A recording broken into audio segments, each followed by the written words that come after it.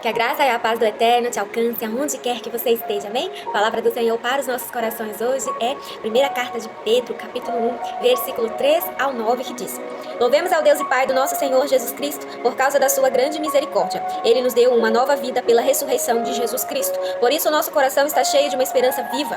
Assim esperamos possuir as ricas bênçãos que Deus guarda para o seu povo. Ele as guarda no céu, onde elas não perdem o valor e não podem se estragar nem ser destruídas. Essas bênçãos são para vocês, que por meio da fé são guardados pelo poder de Deus para a salvação, que está pronta para ser revelada no fim dos tempos. Alegrem-se por isso, se bem que agora é possível que vocês fiquem tristes por algum tempo por causa dos muitos tipos de provações que vocês estão sofrendo. Essas provações são para mostrar que a fé que vocês têm é verdadeira, pois até o ouro, que pode ser destruído, é provado pelo fogo. Da mesma maneira, a fé que vocês têm, que vale muito mais do que o ouro, precisa ser provada para que continue firme. E assim, vocês receberão aprovação, glória e honra no dia em que Jesus Cristo for revelado. Vocês o amam, mesmo sem o terem visto, e creem nele, mesmo que não estejam vendo agora.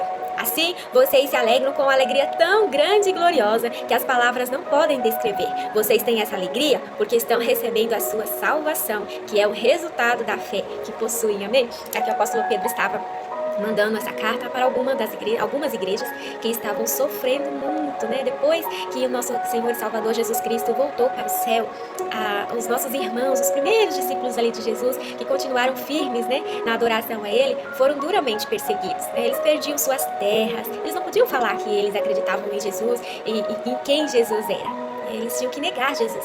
Então eles eram presos, eles eram mortos, né? Eles perdiam suas terras, que amavam e obedeciam Ele, que de fato obedeciam os mandamentos, pessoas de oração, pessoas avivadas, pessoas assim dedicadas a Ele mesmo, mas que ainda assim foram muito provadas, muito mesmo. Eu destaquei só 4 para não ficar muito longo, né, no vídeo. Temos Sadraque, Mesaque e Abednego. Eles estavam em suas terras tranquilos, em altos patamares, príncipes de sua terra, e eles foram levados cativos pelo rei da Babilônia, Nabucodonosor, como escravos. Eles tinham que servir ao rei. Quem era do mais alto escalão, como eles, tinham alguns privilégios, eles podiam ficar ali no palácio, mas ainda assim eles eram escravos. Eles tinham que se inclinar a outros deuses, mudar a adoração, mudar as vestes, mudar a alimentação, mudar a fala. Eles tiveram que se ajustar aos padrões do rei. E ainda assim, os 3 mais Daniel, eles se recusavam a obedecer ao rei Nabucodonosor, e eles sempre davam um jeitinho ali, mas eles faziam de tudo para, apesar deles estarem numa terra de pecado, eles não pecarem contra Deus, né? Porque não era Deus que era adorado ali, o Deus deles não era adorado ali, né? O nosso Deus. Eram deuses estranhos, né? Eram ídolos do inferno que eram adorados ali naquele lugar, né? E eles, em determinado tempo, eles não tiveram escapatória. Houve uma situação em que o rei Nabucodonosor exigia adoração a uma estátua dele que ele tinha feito. E a pessoa, na hora que escutava o som, determinado som, eles tinham que se inclinar em adoração, reverência àquela estátua. E eles se recusam, falam negativo. A gente não vai se inclinar, nós adoramos o nosso Deus, o único Deus, Deus de Israel, é Ele, ponto final.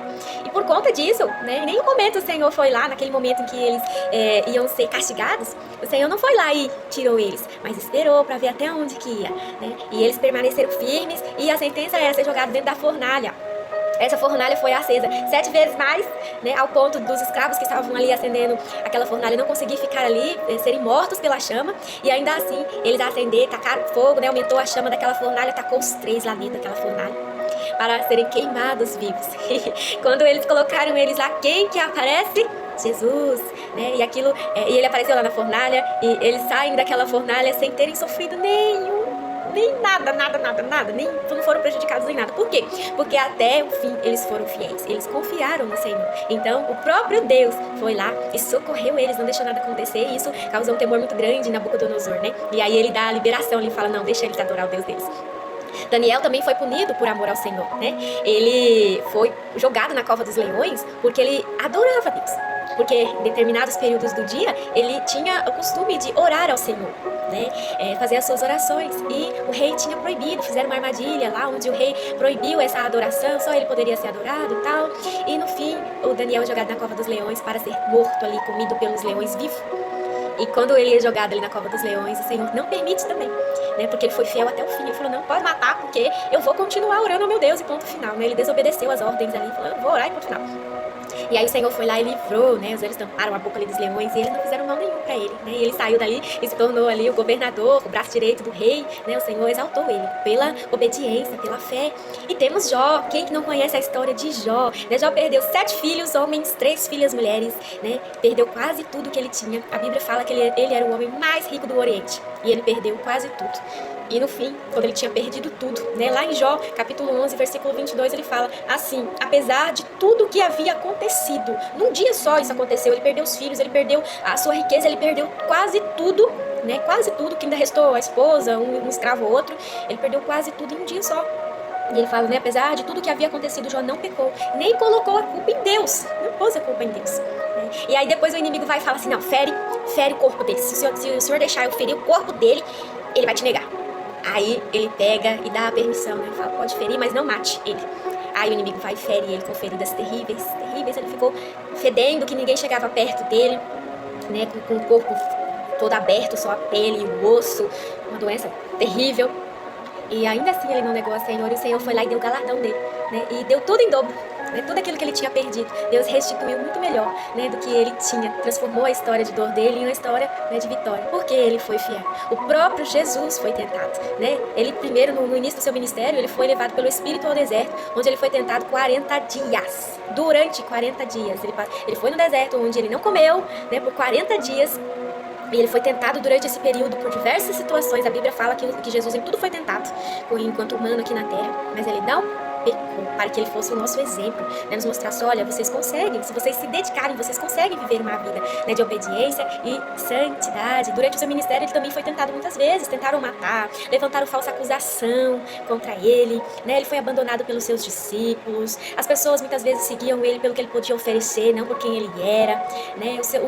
Um dos discípulos negou ele 3 vezes, ali com medo da morte, o outro entregou eles aos sacerdotes, por isso que ele foi, né, levado à cruz, porque ele entregou a localização de Jesus, né, e traiu ele com beijo ainda, né? Ele fez um combinado ali com os sacerdotes, olha, aquele que eu beijar, esse é o Messias, né? Esse é Jesus. E aí ele vai dar um beijo em Jesus, né, para mostrar que ele é o que deveria ser preso ali. Então, assim, querido, todos nós precisamos passar por isso e ponto final, né? Temos que ser provados para ser aprovados, né? Que você receber isso no seu coração, permaneça fiel. Se tá difícil, peça força ao Senhor. Pergunte a Deus, Senhor, por que eu estou passando por isso? Me mostra o que eu preciso aprender nisso, como superar isso. Me ajuda nessa dor, nessa dificuldade, porque eu quero ser aprovada. Eu te amo e eu quero ir até o fim contigo, Jesus. E Ele vai te ajudar, amém? Que você receba essa mensagem no seu coração em nome de Jesus. O Eterno te ama.